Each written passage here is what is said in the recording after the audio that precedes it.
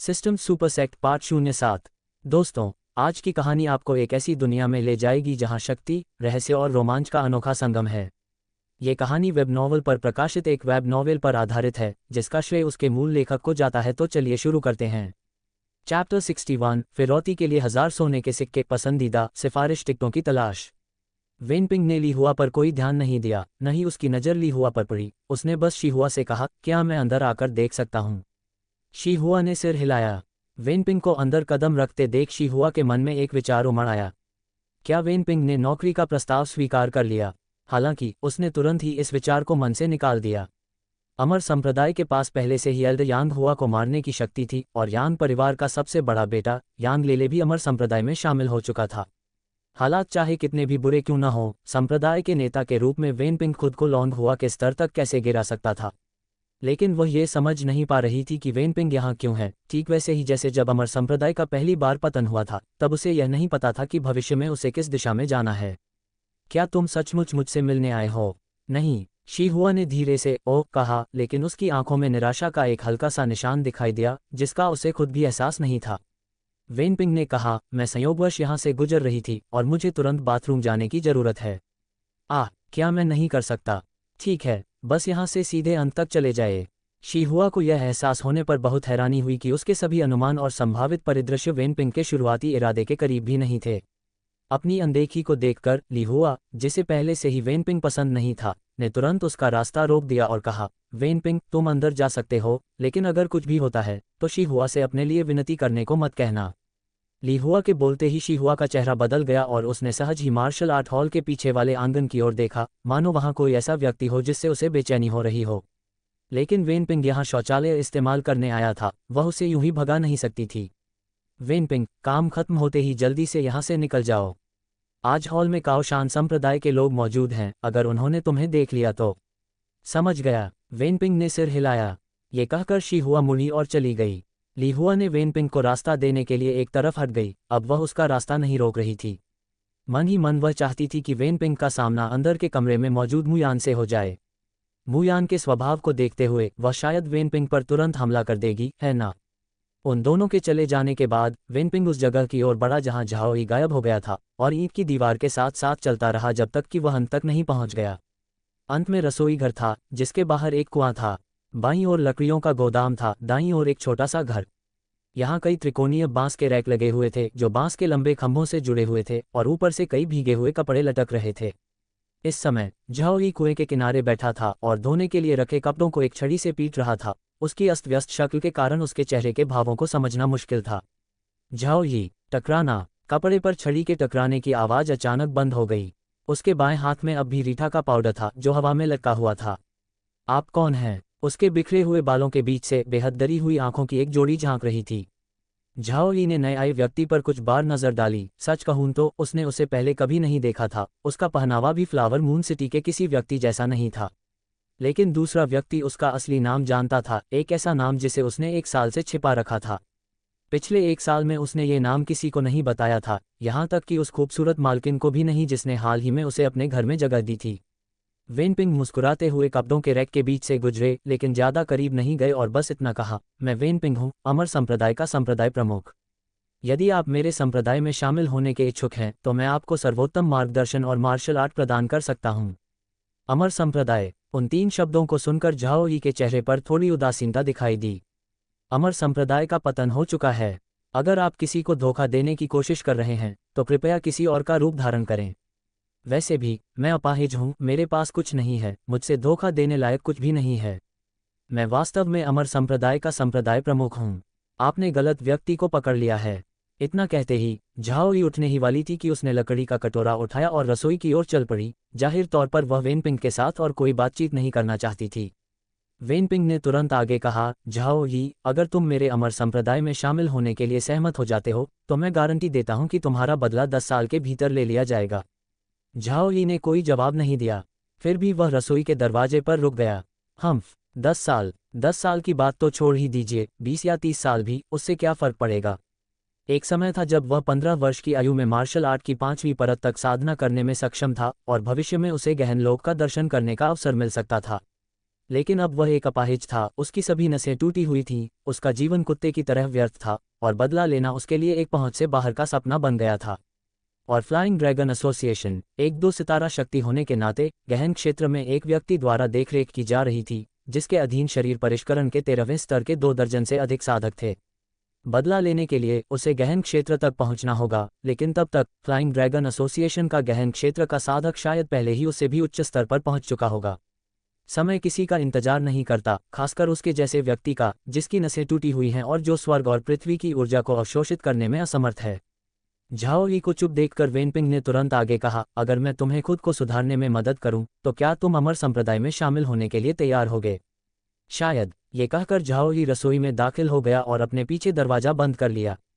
वेनपिंग ने तुरंत शीहुआ को ढूंढने और झाओ यी के बंधुआ अनुबंध को नष्ट करवाने का फैसला किया, ताकि पहले उसे आज़ादी मिल सके। अपनी मौजूदा मानसिक स्थिति को देखते हुए वह ठोस परिणाम देखे बिना किसी भी बात पर यकीन नहीं करेगा। मार्शल आर्ट हॉल के पिछले आंगन में पहुंचकर उसने बच्चों की बार बार सुनाई देने वाली मासूम चीखें सुनी, फिर उसने शीहुआ को उन्हें साधना का प्रशिक्षण देते हुए पाया। जैसे ही शीहुआ ने अपना सिर घुमाकर वेनपिंग को देखा, उसका चेहरा अचानक बदल गया और वह जल्दी से उसके पास जाकर फुसफुसाते हुए बोली, क्या मैंने तुम्हें सीधे जाने के लिए नहीं कहा था? तुम यहाँ क्यों हो? शीहुआ, मुझे तुमसे कुछ पूछना है, मेरे साथ आओ।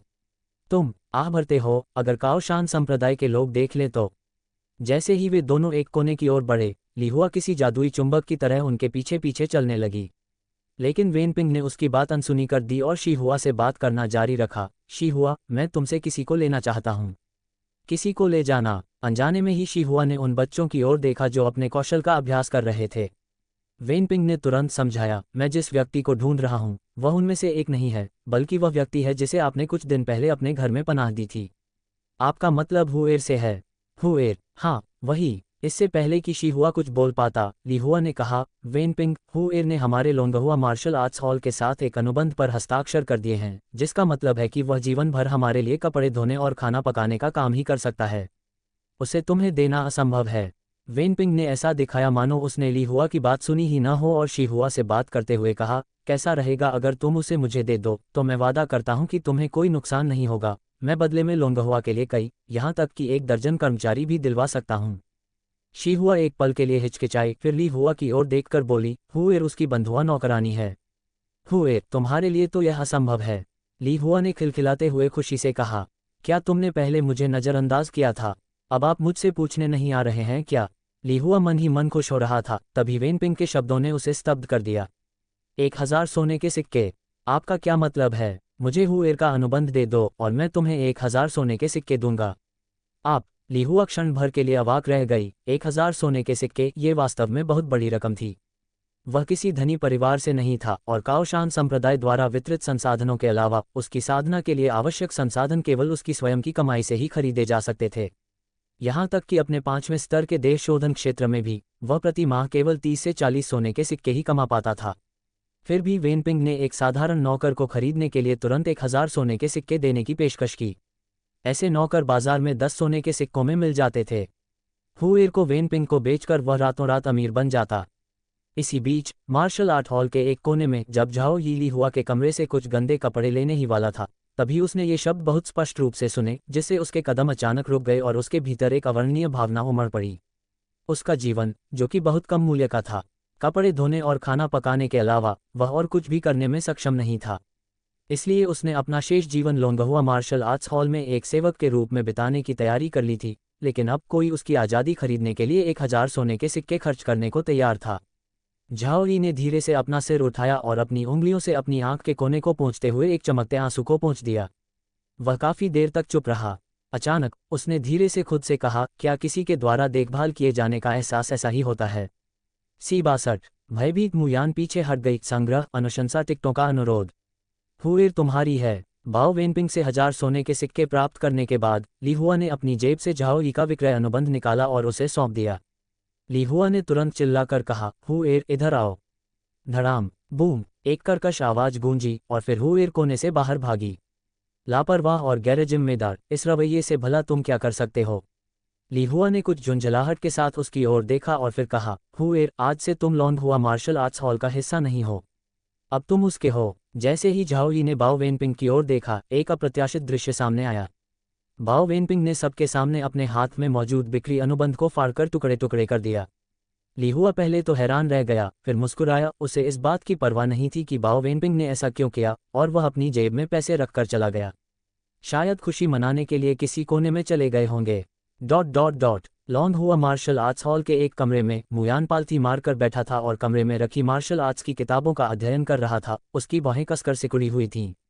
ली हुआ कमरे में दाखिल हुआ, उसकी भौहें तन गई थीं और वह काफ़ी खुश दिख रहा था। चूंकि हुएर के बिक्री अनुबंध से उसे केवल 10 सोने के सिक्के मिले थे, लेकिन उसने उसे आसानी से 100 गुना कर दिया था, इसलिए खुश होना स्वाभाविक था। मुयान को देखते ही उसके चेहरे पर हल्की सी ठंडी मुस्कान आ गई। वरिष्ठ भाई मुयान, अमर संप्रदाय के शिष्य दरवाजे के बाहर हैं। अमर संप्रदाय के शिष्य। मुयान ने तुरंत किताब बंद कर दी। उसके चेहरे पर एक घिनौनी, भयावह मुस्कान उभर आई। फिर उसने ली हुआ से कहा, ली हुआ, मेरी तलवार लाओ। जब मुझे अमर संप्रदाय का कोई शिष्य दिखेगा तो मैं उसे मार डालूंगा। बिल्कुल अभी। ली हुआ तुरंत मेज के सामने रखे तलवारों के रैक की ओर बढ़ा, एक हाथ से तलवार का हैंडल पकड़े हुए और साथ ही खुद से कुछ बुदबुदा रहा था। बहन शी हुआ, चूंकि आप बाओ वेनपिंग की इतनी रक्षा करना चाहती हैं, तो बाओ वेनपिंग को केवल गायब होना होगा। शी हुआ ने बाओ वेनपिंग को हाथ से विक्रय अनुबंध फाड़ते हुए देखा और तुरंत पूछा, बाओ वेनपिंग, जब तुमने हुएर को खरीदने के लिए पहले ही 1000 सोने खर्च कर दिए हैं, तो विक्रय अनुबंध क्यों फाड़ रहे हो?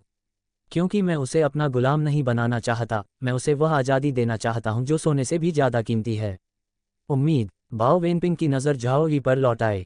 चलो, मेरे साथ अमर संप्रदाय में वापस चलो। अगर तुम तैयार हो तो आज से ही तुम अमर संप्रदाय के शिष्य बन सकते हो।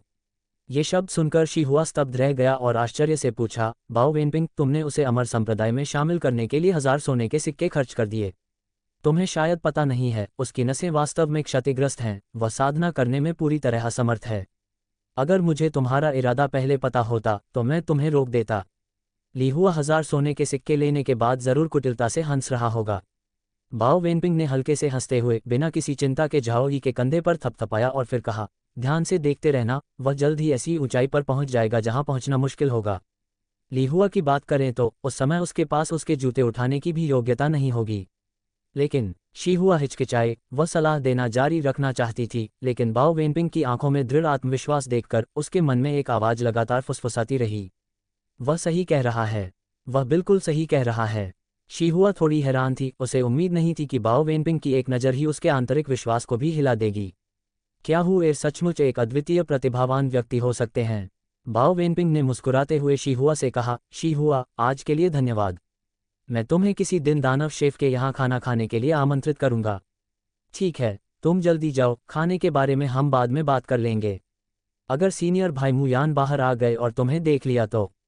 उसके शब्द अचानक रुक गए क्योंकि उसे 7वें स्तर के शरीर परिष्करण साधक की आभास हो गई थी। लॉन्ग हुआ मार्शल आर्ट्स हॉल में केवल एल्डर सन के शिष्य मुयान के पास ही ऐसी शक्ति थी। स्थिति को अशुभ समझते हुए उसने बाओ वेनपिंग से तुरंत चले जाने का आग्रह किया, लेकिन तब तक बहुत देर हो चुकी थी। मुयान कमरे के कोने तक पहुंच चुका था। एक और कदम बढ़ाते ही वह बाओ वेनपिंग को सियान माउंटेन स्ट्रीम लेवल के कपड़े पहने हुए देख सकता था। लेकिन तभी तलवार लिए मुयान आधा कदम आगे बढ़कर शी हुआ को दिखाई देने लगा। लेकिन जब मुयान की नज़र बाओ वेनपिंग पर पड़ी तो उसका चेहरा तुरंत पीला पड़ गया। परिचित चेहरा, परिचित कपड़े और परिचित सौम्य मुस्कान, उन तीनों चीज़ों ने मुयान को कुछ समय पहले यूनलान पर्वत की तलहटी में हुए दृश्य की याद दिला दी, जिससे वह तुरंत कांप उठा। हाथ में तलवार लिए मुयान स्तब्ध अवस्था में पीछे हट गया, दीवार के करीब झुक गया। निगलते हुए महसूस किया कि उसकी हथेली पसीने से तर हो रही है। ली हुआ ने ये देखा और हैरानी भरे चेहरे से पूछा, बड़े भाई मुयान, क्या हुआ है? ये कुछ भी नहीं है, मैं यहाँ अवलोकन करना चाहता हूँ। खुद को जानो और अपने दुश्मन को जानो और तुम 100 लड़ाइयाँ जीत सकते हो। तुम आगे बढ़ते रहो, उन्हें पता न चलने दो। मुयान ने मुंह में लार निगलते हुए अजीब सी मुस्कान दी। वह सच बताने की हिम्मत बिल्कुल नहीं कर रहा था, क्योंकि यह मामला उसकी शर्म का था, एक ऐसी बात जिसे उसके गुरु ने भी काओशान संप्रदाय में वापस आकर किसी को नहीं बताया था। अगर ली हुआ को पता होता कि वह पहले इतना शर्मिंदा हो चुका है, तो क्या वह अपने बड़े भाई का चेहरा सीधे जमीन पर नहीं पटक देता? मुयान द्वारा पीछे खींचे जाने पर ली हुआ कुछ भ्रमित था। अंतहीन सोच विचार करने के बाद भी कुछ समझ नहीं पा रहा था। उसने कहा, बड़े भाई, अगर आप वहां नहीं जाना चाहते हैं तो मैं उसे बुला सकता हूं। मुझे नहीं लगता कि वह आने से मना करेगा। कोई ज़रूरत नहीं है। मुयान ने ली हुआ का हाथ पकड़ लिया और विनम्रतापूर्वक लेकिन शर्मिंदगी भरी मुस्कान दिखाए। मैं बस बाथरूम जाना चाहता हूँ, तुम यहीं रहो और उसे देखो। ये कहते हुए मुयान तेजी से पीछे हट गई। कुछ कदम चलने के बाद ली हुआ की आवाज़ सुनाई दी। बड़े भाई, शौचालय इधर है। मुझे घूमना फिरना अच्छा लगता है। मुयान जल्दी से कमरे में गई, तलवार नीचे रखी और अंत में राहत की सांस ली। अब जब वह इस बारे में सोचता है तो उसे अभी भी डर लगता है। अगर वह सचमुच तलवार लेकर आगे बढ़ता तो शायद आज लॉन्ग हुआ मार्शल आर्ट्स हॉल में उसकी मौत हो गई होती। बॉडी रिफाइनिंग 7th लेयर में सफलता हासिल करने के बाद 3 दिन पहले जो आत्मविश्वास पैदा हुआ था वह पूरी तरह से खत्म हो गया था। इस समय मुयान की दूर जाती हुई आकृति को देखते हुए ली हुआ को अचानक लगा कि शायद उसका दिमाग ठीक से काम नहीं कर रहा है। क्या यह अभी भी मुयान है जिसने कभी अमर संप्रदाय के शिष्यों को देखते ही मार डालने का दावा किया था? उसे ऐसा क्यों लग रहा है जैसे मुयान डरी हुई हो? भ्रम। सीनियर ब्रदर मुयान पहले से ही शरीर परिष्करण की 7वीं परत प्राप्त कर चुके हैं। वे गरीब और एकांतप्रिय बाओ वेनपिंग से कैसे डर सकते हैं? शेहुआ ने बाओ वेनपिंग को विदा करने के बाद मुयान के कमरे में आकर उसकी नरमी के लिए उसे धन्यवाद देने का इरादा किया। उसे इस बात की चिंता नहीं थी कि मुयान बाओ वेनपिंग को मार डालेगा। आखिर दोनों ही शरीर परिष्करण के 7वें स्तर पर थे। अगर वे लड़ते भी तो आसपास के काओशान संप्रदाय के शिष्य उनका साथ देते।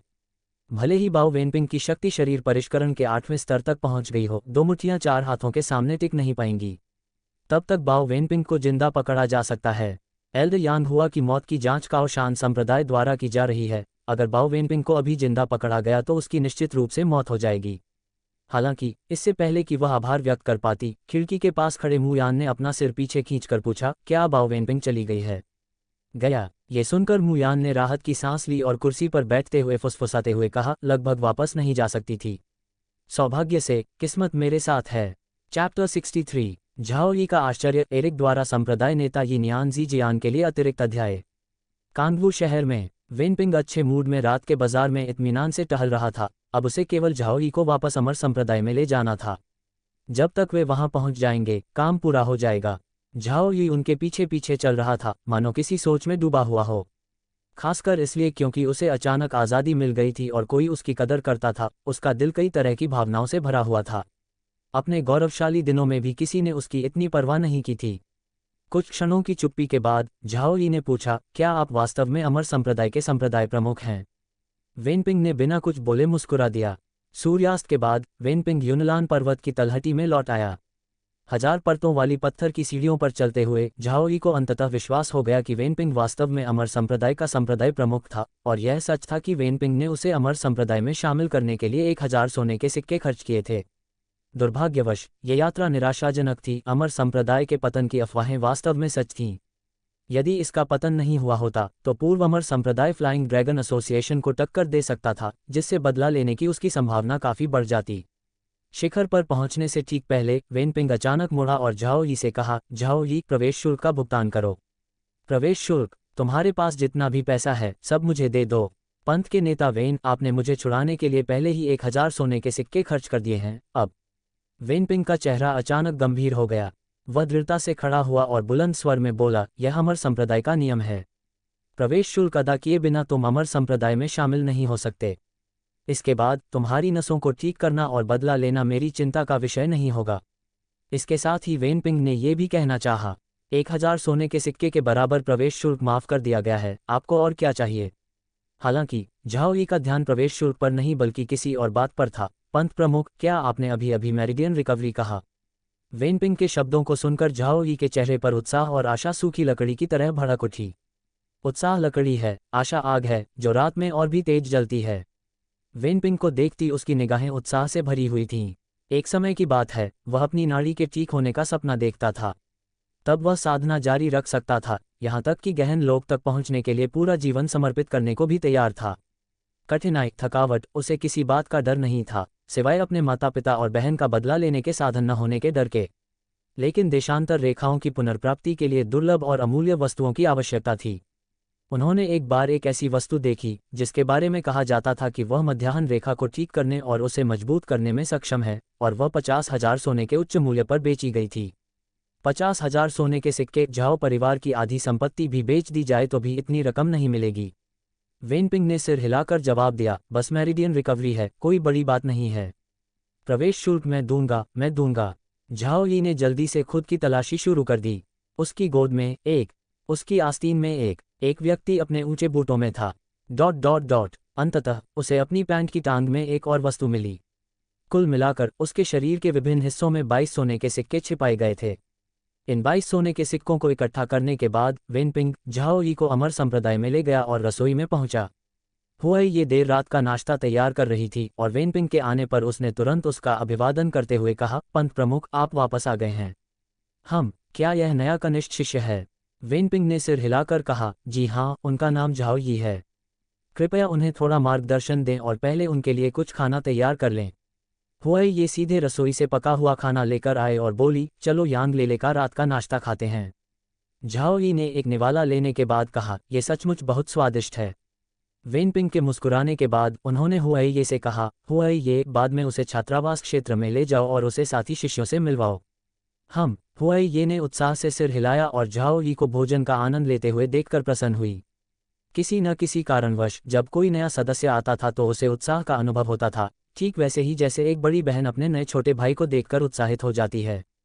पेट भरकर खाना खाने के बाद हुआई ये झाओ यी को छात्रावास ले गया। लकड़ी के पुल पर हुआई ये ने कहा, छोटे भाई, आज आपका पहला दिन है, छात्रावास का सारा काम मैं संभाल लूंगा। झाओ यी हुआई ये की बात समझ नहीं पा रहा था। उसने पूछने की सोची, लेकिन तभी उसने देखा कि हुआई ये ने 100 सोने के टिकट एक धातु के बक्से में फेंक दिए। 100 गोल्ड 2 रातों के लिए काफ़ी है। वरिष्ठ बहन, क्या अमर संप्रदाय में रहने का खर्च 50 सोने के सिक्के प्रति रात है? झाओ यी ने कुछ आश्चर्य के साथ हुआई ये की ओर देखा। हुआई ये ने सिर हिलाया और फिर झाओ यी को छात्रावास के अंदर ले गया। अंदर आते ही यांग लेले दौड़कर आए और हुआई ये से बोली, हुआई ये, मेरा रात का नाश्ता। अरे, ये कौन है? वह अमर संप्रदाय का नया शिष्य है, झाओ यी, हुआई ये ने मुस्कुराते हुए कहा। झाओ यी ने तुरंत आदरपूर्वक झुककर कहा, प्रणाम वरिष्ठ भाई। यांग लेले ने मन ही मन खुशी से झूमते हुए खुद को बड़ा भाई बताते हुए कहा, हे, वाकई बहुत विनम्र हो। अब से आप मुझे यांग बड़ा भाई कह सकते हैं। मैं यहाँ का बड़ा भाई हूँ, मेरी उम्र अभी 15 साल है, मेरा स्तर बहुत ऊंचा नहीं है, मैं केवल शरीर परिष्करण के छठे स्तर पर हूँ। 15 साल की उम्र में केवल बॉडी रिफाइनिंग की छठी परत। जब झाओ यी ने ये सुना तो वह स्तब्ध रह गया, अवाक होकर यांग लेले को घूरता रहा, फिर उसने चारों ओर नजर डाली। क्या ये वही पतनशील अमर संप्रदाय है? 15 वर्ष की आयु में शरीर शोधन की 5वीं परत पर होना ही प्रतिभा माना जाता था, शरीर शोधन की छठी परत पर होना प्रतिभा से भी कहीं बढ़कर था। अमर संप्रदाय में वास्तव में ऐसी प्रतिभाएं थीं। जब यांग लेले अविश्वास में था तभी झाओ किंग चुपचाप उसके पास गया और धीरे से बोला, छोटे भाई झाओ, मैं झाओ किंग हूँ, उससे 1 महीना छोटा, और मैं भी शरीर परिष्करण के छठे स्तर पर हूँ। लेकिन शरीर परिष्करण के छठे स्तर पर यह 15 वर्षीय यांग लेले मेरे 10 वार भी नहीं झेल सकता। ये किस बारे में है? मैं तुम्हें अपनी प्रतिभा दिखाने की छूट दे रहा हूँ। जब दोनों बहस कर रहे थे तब झाओ यी आश्चर्य से अवाक रह गया। 15 साल की उम्र में ही शरीर परिष्करण के छठे स्तर पर होना उसके लिए पहले से ही चौंकाने वाला था।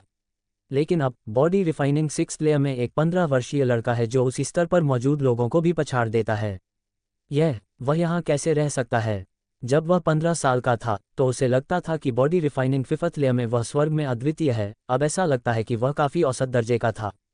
कुछ ही देर बाद झाओ यी का समूह द्वारा छात्रावास क्षेत्र में गर्मजोशी से स्वागत किया गया, लेकिन उनके उत्साहपूर्ण आतिथ्य सत्कार के बीच वह कुछ असहज महसूस कर रही थी। वह प्रतिभाशाली लोगों के बीच एक बेकार व्यक्ति था, असहजता असहनीय थी। ... रात धीरे धीरे गहरी होती गई। आधी रात बीतने के बाद जब झाओ यी छात्रावास में सोने ही वाली थी तभी दरवाजे पर दस्तक हुई। इसके कुछ ही देर बाद वेनपिंग की आवाज़ सुनाई दी, दरवाजा खोलें। पंत प्रमुख, आप अभी भी इतनी देर रात तक जाग रहे हैं? झाओ यी ने जल्दी से कपड़े पहने और वेनपिंग का कमरे में स्वागत किया।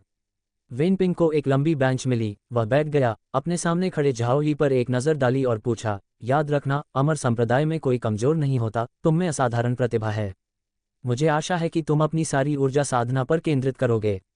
पंथ के नेता। ये सुनकर झाओ यी के चेहरे पर और भी बड़ी मुस्कान आ गई और नींद का हर अंश पल भर में गायब हो गया। वेनपिंग ने लाइव सिगार निकाला, माचिस की तीली से उसे जलाया, खुद एक कश लिया और फिर उसे सौंप दिया। मेरी बात मानो, इसे पूरा पी लो। धीरे धीरे सांस अंदर लो, धीरे धीरे सांस बाहर छोड़ो। कल सुबह तक तुम्हारी नसें पूरी तरह से ठीक हो जाएंगी।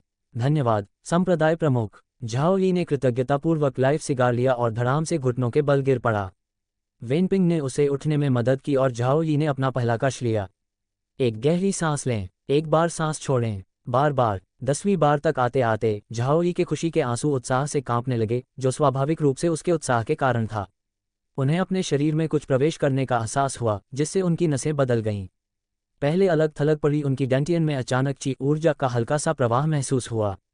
हालांकि यह क्षण भर के लिए ही रहा, लेकिन यह उनकी नसों के पुनः सक्रिय होने का संकेत था। 1 साल बीत गया था, 1 साल उसने इसका सपना देखा था। आखिरकार यह हकीकत बन ही गया। चैप्टर 64 हुआईकॉन पर्वत पर चढ़ता है, कृपया पसंदीदा में जोड़ें। पंत प्रमुख की कृपा के लिए झाओ यी हार्दिक कृतज्ञता व्यक्त करेगा। कृपया मेरा प्रणाम स्वीकार करें। झाओ यी फिर से घुटनों के बल बैठ गया, और इस बार जब वेन पिंग ने दोनों हाथों से उसकी कोहनियों को पकड़कर उसे उठाने की कोशिश की तो उसे स्पष्ट रूप से एक प्रतिरोध महसूस हुआ। ऐसा लग रहा था कि वह इस तरह आसानी से खड़ा नहीं होना चाहता था। वेन पिंग को पता था कि यह व्यक्ति निश्चित रूप से उसका बहुत आभारी था, अन्यथा वह बार बार झुकता नहीं। वेन पिंग मुस्कुराए और हौसला बढ़ाते हुए उसके कंधे पर थपथपाते हुए बोली, बस करो, उठो। तुम्हारी नसें पूरी तरह ठीक हो जाने के बाद या बदला लेने के बाद तुम फिर से प्रणाम कर सकते हो। हाँ। झाओ यी ने भारी मन से सिर हिलाया और खड़ी हो गई। ये देखकर वेन पिंग चुपचाप मुड़कर चला गया, धीरे से दरवाजा बंद किया और छात्रावास क्षेत्र से बाहर निकल गया। टिंग्यू पवेलियन लौटकर अपने सामने रखे काओशान संप्रदाय के नक्शे को देखते हुए वह सोचने लगा कि अगला वास्तुशिल्पीय उन्नयन कहाँ किया जाना चाहिए। मुख्य हॉल का उन्नयन संभव है, लेकिन फिलहाल इसकी लोकप्रियता का विकास उतना महत्वपूर्ण नहीं है। अमर संप्रदाय में शिष्यों की कमी नहीं है। गुरुत्वाकर्षण क्षेत्र को अपग्रेड करें, ट्रायल ग्राउंड को अपग्रेड करें। ... कुछ देर बाद वेन पिंग ने कहा, टिंग्यू पवेलियन को अपग्रेड करने में मेरी मदद करो। अंततः वेन पिंग ने सोचा कि दुष्ट आत्मा योद्धा को एक बार और उन्नत करना बेहतर होगा। वर्तमान दुष्ट आत्मा योद्धा वास्तव में बहुत शक्तिशाली है, लेकिन इसे थोड़ा और उन्नत करना अधिक सुरक्षित होगा। शायद यह उन्नयन इसे सीधे गहन स्तर तक पहुंचा दे। यदि ऐसा सौभाग्य हुआ तो शायद तब तक कोई भी रात में अमर संप्रदाय में घुसपैठ करने की हिम्मत नहीं करेगा। सिस्टम की आवाज ने आगे कहा, टिंग्यू पवेलियन को अपग्रेड करने के बाद दुष्ट आत्मा नाइट को अब रात से कोई परेशानी नहीं होगी। वह दिन के उजाले में भी चल फिर सकेगा और उसकी शक्ति निम्न गहन क्षेत्र तक बढ़ जाएगी, जिससे उसे दूसरों की आंखों को अंधा करने की क्षमता प्राप्त होगी। Blue fire. हाँ, दुष्ट आत्मा योद्धा एक देवदूत में परिवर्तित हो जाता है। पीली ज्वालाएं साथ ही नीली ज्वालाओं में बदल जाती हैं, और यदि वह प्रकट नहीं होना चाहता तो कोई भी नश्वर प्राणी उसकी उपस्थिति को महसूस नहीं कर पाएगा, यहाँ तक कि उसके ठीक सामने खड़े होने पर भी नहीं। ये सुनकर वेन पिंग बेहद खुश हो गया और तुरंत मेज पर हाथ पटकते हुए बोला, बस यही है, लगता है टिंग्यू पवेलियन को अपग्रेड करने का मेरा फैसला सही था। वैसे सिस्टम, टिंग्यू पवेलियन को अपग्रेड करने के लिए कितने सोने के सिक्के चाहिए? 35,000 सोने के सिक्के। मुख्य हॉल को अपग्रेड करने के लिए 50,000 सोने के सिक्के चाहिए। टिंग्यू पवेलियन को अपग्रेड करना मुख्य हॉल को अपग्रेड करने से कहीं सस्ता है। देखा जाए तो मुख्य हॉल को अपग्रेड करना ज़्यादा किफ़ायती है, लेकिन फिलहाल मुझे इविल स्पिरिट नाइट ज़्यादा काम का लगता है। सिस्टम, टिंग्यू पवेलियन को अपग्रेड करने में मेरी मदद करो। पुष्टि करना। टिंग्यू पवेलियन के जीर्णोद्धार के लिए शेष समय 1 घंटा। नई क्षमता, पवित्र दुष्ट आत्मा नाइट, अंतर्निर्मित दुकान में नई वस्तुएं। इसी बीच पहाड़ों पर गश्त लगा रहे दुष्ट आत्मा योद्धा और पर्वतीय कुत्ता हाहा अचानक रुक गए और पेड़ों की चोटियों पर उछलकूद करना बंद कर दिया। दुष्ट आत्मा योद्धा अचानक जोर से हंसा और उसके शरीर के चारों ओर की लपटें अचानक तेज हो गईं, जिससे आसपास की शाखाएं तुरंत झुलस गईं और जंगल में भय का माहौल छा गया। अगले ही पल दुष्ट आत्मा योद्धा गायब हो गया। पर्वतीय कुत्ते हाहा की आंखों में चमकती रोशनी फीकी पड़ गई और उसके पैरों के नीचे स्थित अग्नि कमल भी गायब हो गया। वूफ। जमीन पर बुरी तरह गिरने के बाद हाहा ने आसपास कुछ बार भौंका। ऐसा लग रहा था कि वह दुष्ट आत्मा योद्धा के ठिकाने की तलाश कर रहा था। टिंग्यू पवेलियन के बाहर वेन पिंग लॉन पर बैठा था। उसके पीछे सफ़ेद धुंध से ढका हुआ टिंग्यू पवेलियन था, जिसका जीर्णोद्धार हो रहा था। उसकी पैनी नज़र आखिरी 6 शब्दों पर पड़ी। मन में प्रसन्नता हुई और उसने उत्सुकता से कहा, दुकान खोलने में मेरी मदद करो। उसके सामने का दृश्य बदल गया और वेन पिंग के सामने टिंग्यू पवेलियन की दुकान दिखाई दी। हालांकि अंदर लाइव सिगार जैसा कोई छोटा सा गैजेट नहीं था, बल्कि एक सफ़ेद लोहे का डिब्बा था जिस पर लिखा था, संप्रदाय वर्दी संवर्धक। यह, सिस्टम ने कहा, प्रत्येक संप्रदाय की अपनी एक विशेष वर्दी होनी चाहिए। यह न केवल व्यक्ति का बल्कि संप्रदाय की समृद्ध विरासत का भी प्रतिनिधित्व करती है। संप्रदाय वर्दी संवर्धक सेक्ट यूनिफॉर्म एनहांसर मेजबान को एक विशिष्ट वर्दी को संशोधित करने में मदद कर सकता है, जिससे उसे विशेष क्षमताएं प्राप्त होती हैं। उदाहरण के लिए, तलवार से सुरक्षित, पानी से सुरक्षित, अग्निरोधक। संयोग से मेजबान को कुछ दिन पहले ठीक यही चाहिए था। तलवार से सुरक्षित होने के अलावा वर्तमान में उत्पन्न होने वाली विशेष क्षमताओं में शामिल हैं वजन बढ़ाना, चोट से बचाव प्रदान करना और गति बढ़ाना। फिर संप्रदाय वर्दी संवर्धक की क्षमताओं का निर्देश पुस्तिका उसकी आंखों के सामने प्रकट हुई। वजन बढ़ाना। ये टिड्डे के पंखों जितनी पतली रेशम की पट्टी को 100 पाउंड भारी बना सकता है। शरीर पर पहनने से यह संप्रदाय के शिष्यों की गति और शक्ति को बढ़ाता है। वर्षों के अभ्यास के बाद इसे उतारने पर पुनर्जन्म का अनुभव होता है। चोट से बचाव कवच। शरीर परिष्करण 13वीं परत क्षेत्र के पूर्ण बल के हमले को झेल सकता है, 1 मिनट तक रहता है।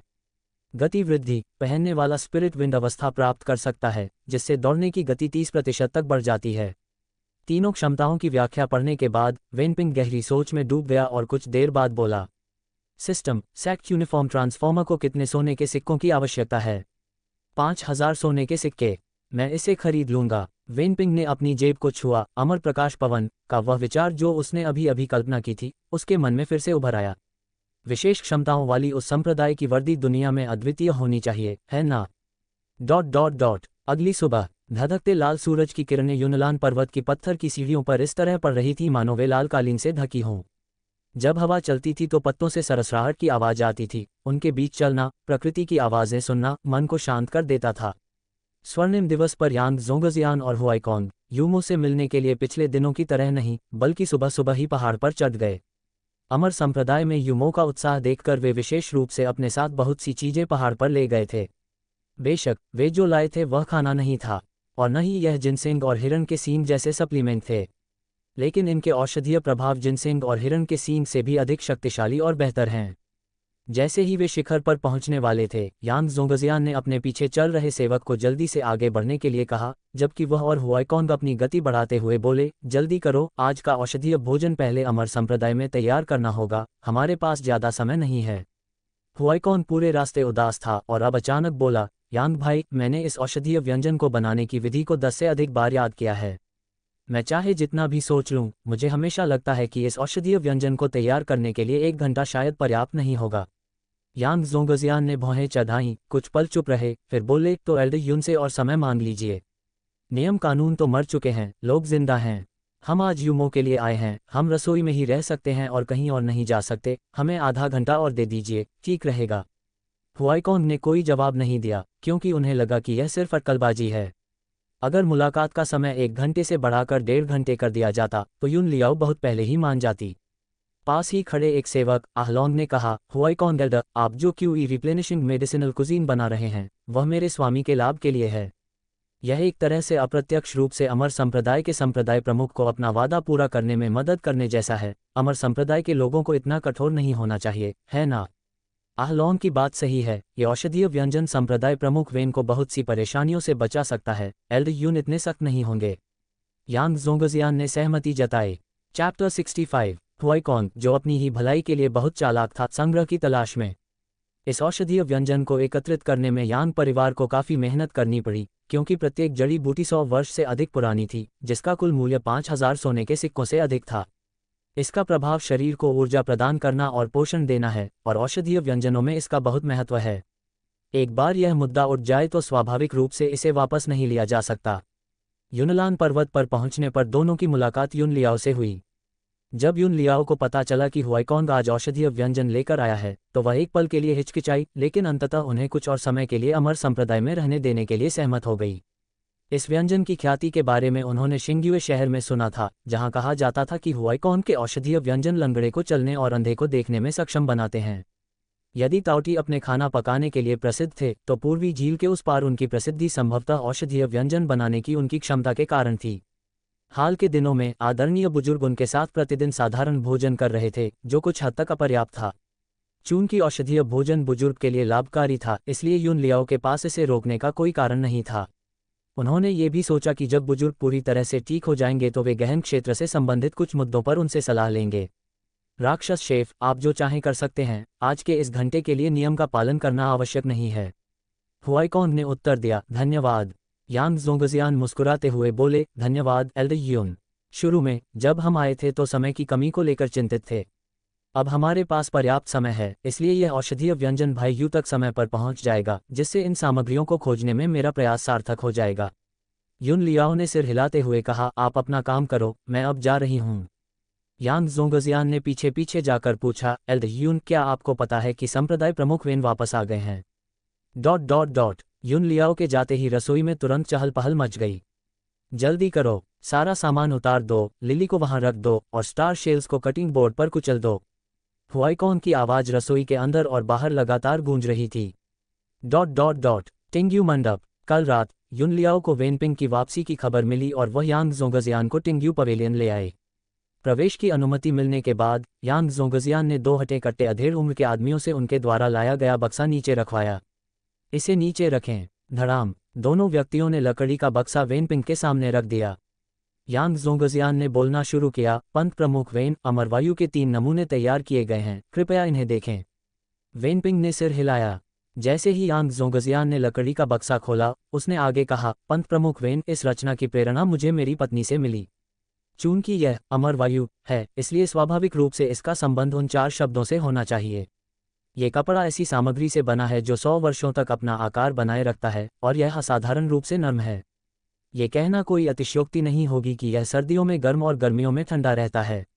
यह इस वस्त्र का पहला स्तर है और दूसरा स्तर है जियानमू वृक्ष के पत्तों की कढ़ाई, जो सदियों पुराने चांदी के रेशम के कीड़ों से प्राप्त रेशम से की गई है, हल्की और नर्म, जो अमरता का समान रूप से प्रतिनिधित्व करती है।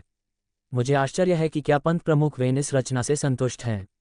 वेनपिंग ने संतुष्टि से सिर हिलाया और कहा, बाकी को देखने की जरूरत नहीं है, बस इसे ही ले लीजिए। इसे पहनकर देखिए, संप्रदाय प्रमुख वेन।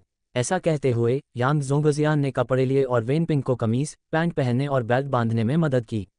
इसे पहनने के बाद युनलियाओ एक तरफ खड़ी हो गई, अंगूठा ऊपर करके मुस्कुराते हुए बोली, पंत प्रमुख, आप बहुत शानदार लग रहे हैं।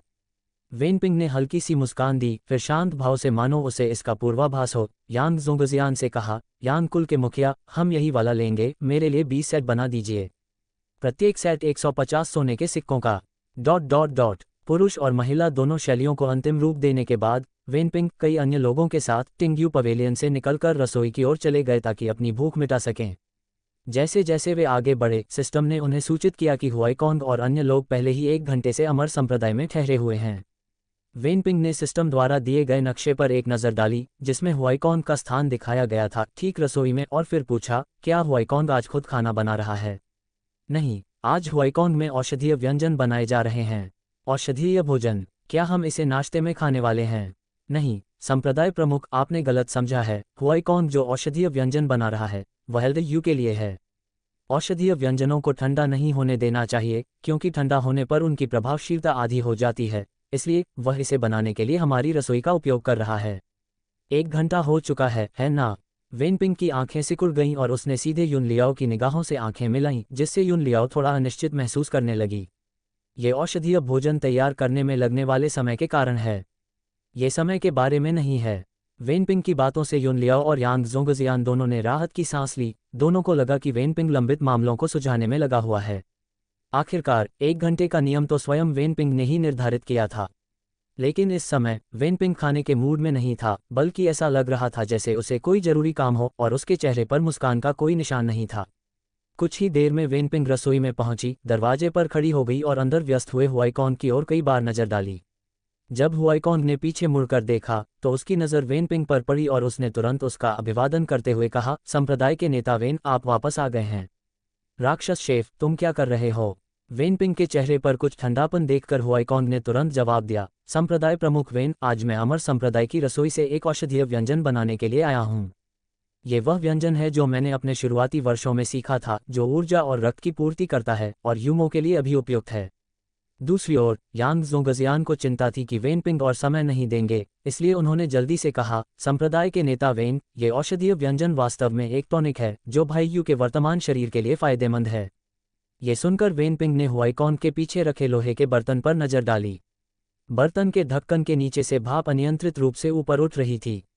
वेनपिंग के चेहरे पर अभी भी असंतोष का भाव देखकर हुआईकॉन्ग ने तुरंत पूछा, संप्रदाय के नेता वेन, इस औषधीय व्यंजन को बनाना काफी मुश्किल काम है, इसीलिए हम अमर संप्रदाय में 1 घंटे से अधिक समय तक रुके हुए हैं।